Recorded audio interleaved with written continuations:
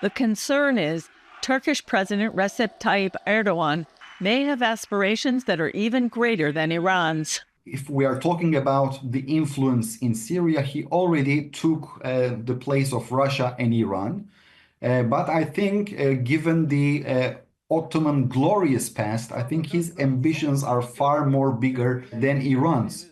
Born and raised in Turkey, Eytan Cohen Yanarocak monitors its actions for the Moshe Dayan Center as well as the Jerusalem Institute for Strategy and Security. He tells CBN News one shouldn't underestimate Erdogan when he insists the borders of Turkey are larger than they are now. We do see the boundaries of the Ottoman Empire. So as much as Belgrade, he is talking about Jerusalem.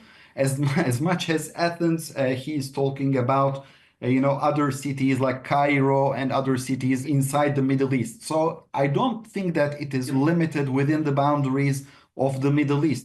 The Ottoman Empire, also known as the Turkish Empire, began more than 700 years ago, eventually controlling Southeast Europe as well as parts of West Asia, North Africa, and the Middle East up to the early 20th century.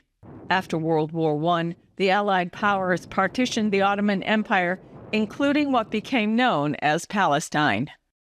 Yanarocak says December's fall of Syrian President Bashar Assad opened the door for Erdogan to implement his goal of reviving an empire, beginning with Syria. We all witnessed that since the beginning of the Syrian civil war.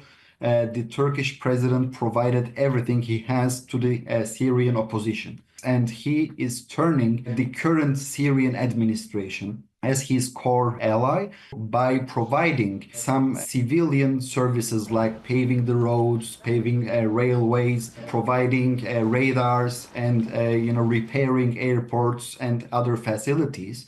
Turkey is creating here a very important dependency from the Syrian side.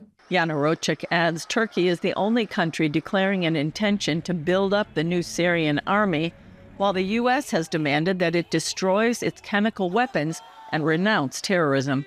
On paper, Israel and Turkey have shared diplomatic relations since 1949, although Erdogan's moves could put that at risk. The Turkish president, at the end of the Eid al-Fitr celebrations, he unfortunately wished for the destruction of Israel, especially after October the 7th. We cannot tolerate some, future threats. Since the Assad regime fell, Israel has bombed weapons stockpiles and strategic military locations while establishing a buffer zone along its border with Syria. Israel is concerned both with those who control Syria and Turkey's involvement.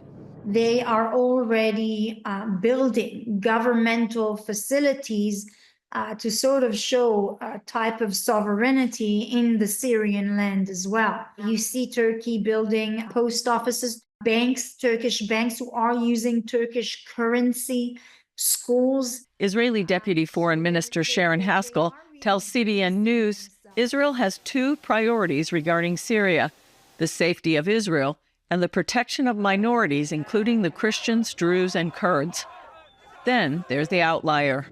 Turkey is a great concern in what is happening in Syria now. Not just that, we need to hear their declarations and their speeches of their leadership. And that's really concerning, in particularly statements and discourse in regards to Jerusalem. These are declarations who are a red line in regards to Israel, but it shows their intention. Haskell adds that intention goes beyond Israel. After what had happened in Syria, they feel like they're on a high horse.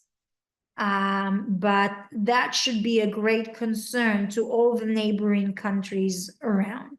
President Trump recently offered to smooth out any difficulties between Israeli Prime Minister Benjamin Netanyahu and Erdogan. Any problem that you have with Turkey, I think I can solve. As long as you're reasonable. You have to be reasonable. Yanarocak says it's also the first time the U.S. could have access to Syria, which used to be under Russia's thumb and is now being influenced by Turkey, a NATO member. Now Donald Trump has the opportunity to penetrate into Syria and maybe to play a role for its reconstruction. The name of the game here is money. And since we are talking about the US president and he's a very successful businessman, I believe that the last thing that the American president is looking for in Syria is friction between the state of Israel and Turkey.